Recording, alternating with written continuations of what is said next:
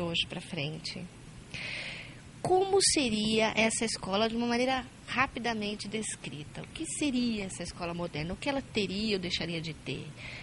De que maneira que ela poderia atender essas novas demandas, de hoje até os próximos 20 anos? Primeiro, a escola ela tem que tomar consciência de que não se pode ensinar o que se quer, porque, infelizmente, na escola acontece o inverso. O professor ensina o que ele acha que tem que ensinar e há todo um direcionamento, claro, por controle legal, que vem até lá de Brasília, sobre as diretrizes. Então, você acha que você tem que ensinar aquilo ali mesmo. Então, será que eu posso ensinar o que eu quero? É uma coisa que tem que se discutir.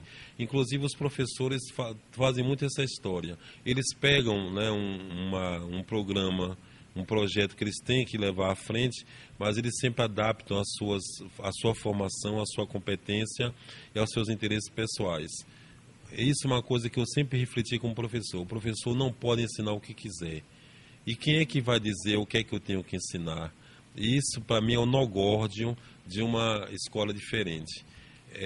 Quem tem que dizer o que eu tenho que ensinar é o contexto, são as demandas, são as exigências que estão aí, concretas, sociais, econômicas e políticas. Essas é que tem que dizer o que eu tenho que ensinar. São os reclamos das famílias. Então eu sonho com uma escola em que ela não seja construída apenas por razões técnicas, o melhor terreno é esse, o melhor bairro é este. Uma escola em que, para que ela seja implantada, até na sua arquitetura, no seu design, se escute a comunidade que está em volta. Então, esse relacionamento com o contexto é fundamental, em que as famílias, a sociedade, tanto em grau menor como em grau maior, digam o que é que tem que estar sendo levado para dentro da sala de aula.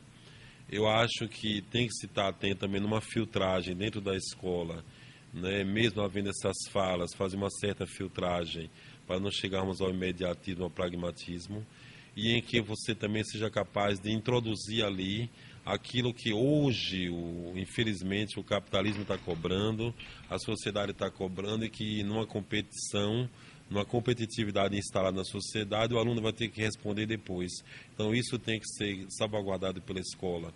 A gente não pode ensinar qualquer coisa, vai haver cobranças e avaliações mais adiante, e esse aluno vai ter que responder para ele não fracassar numa sociedade em que os filhos da elite têm escolas privilegiadas, preparando-os em forma até de cursinhos, para que eles tenham sucesso nas ocupações de formação, de profissionalidade, etc.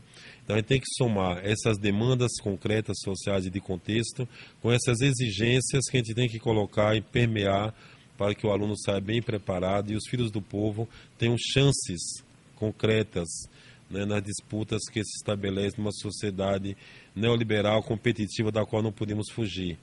Uma outra coisa é que cada vez mais tem que ser uma escola aberta. Nós não podemos reduzir tudo a livros, a cadernos e a salas de aula. Nós temos que fazer da praça, né, o espaço de aprendizagem, da rua o espaço de aprendizagem, da oficina o espaço de aprendizagem. Eu posso discutir física, questão térmica numa cozinha de um restaurante, eu posso discutir questões de matemática e de geometria num jardim em que eu estou com as crianças e posso perceber os ângulos. Eu tenho que tirar o aluno da escola, eu tenho que levar a escola, o conteúdo para a rua, eu tenho que levar a rua para dentro da escola. Essa articulação, infelizmente, ainda não existe. O que existe é um aluno que é confinado dentro de uma sala de aula e se tenta levar para dentro da sala de aula, em livros, em desenhos, aquilo que está aí no mundo, que está aí em volta, que está aí de forma natural, né? E que pode ser trabalhado o tempo inteiro numa aprendizagem. Então eu sonho com essa escola, em que o professor chegue e, a partir de um roteiro, saia com o aluno e vá buscar em volta, no próprio bairro, os espaços de aprendizagem, que pode ser numa casa de família, que pode ser numa instituição, que pode ser numa igreja, que pode ser num jardim, que pode ser numa rua em que existe um semáforo. Eu acho que essa é a escola que pode preparar, aberta, que pode preparar o aluno para os desafios contemporâneos, desafios concretos. Então, eu acho que essa é a escola que eu sonho, uma escola altamente participativa, em que não se criem grêmios artificiais, em que o aluno tenha que se reunir como grêmio apenas para cumprir uma exigência de um financiamento do MEC ou do governo federal e estadual, uma escola em que haja realmente a participação dos pais, em que os pais não sejam apenas aqueles que são chamados para virem 2 ou 3 mães para discutir problemas aleatórios de uma escola, né? E uma escola que consiga avançar em contextos de contradição. Porque você formar alunos bons, bem formados em conteúdos e tal, para serem vitoriosos em vestibulares, isso não é difícil, né? Escolas terem sucesso em contextos favoráveis, isso não é difícil. O grande problema é a gente construir uma escola que, num contexto desfavorável, se mostre como sendo transformadora de uma realidade e bem preparadora de alunos. Aqui eu me lembro, então, de uma escola da periferia do Piauí, em Teresina, que é o melhor IDEB do Brasil.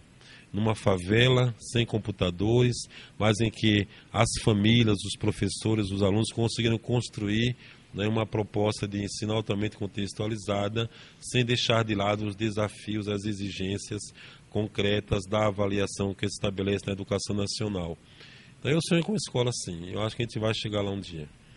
O senhor gostaria de fazer mais algum comentário? Sim, eu acho que, por exemplo, eu queria fechar sobre a questão da aposentadoria. Eu me aposentei obrigado. Primeiro, eu tive 2 aposentadorias. A compulsória, por conta de que, ao me eleger prefeito, eu não podia mais ensinar, né? Fui proibido de ensinar, né? Porque não tinha tempo ou porque a instituição não permite. O ser prefeito não pode acumular com nenhuma outra profissão. Então, eu me frustrei muito em ter que deixar de ser professor por uma exigência política, administrativa. E aí isso me levou, então, a me aposentar. Eu já tinha 38 anos de docência, queria demorar mais como docente, embora tivesse tempo para me aposentar, mas fui obrigado a me aposentar porque o exercício da profissão de prefeito me obriga a me ausentar do ensino. Aí fui obrigado, então, a fazer todo o processo de aposentadoria. Mas eu estou doido para deixar isso aqui, né, assim, cumprido o meu prazo, mas no momento em que eu acho que eu fiz o que eu devia ter feito, e que eu avancei como devia ter avançado, que eu não avancei ainda como gestor municipal, eu estou doido para voltar para a minha universidade, para o meu ensino, para os alunos, para a docência, para a reconquista desse espaço docente. Eu quero morrer sendo professor, embora já esteja aposentado. Muito obrigada. Muito bem, minha querida. Obrigado.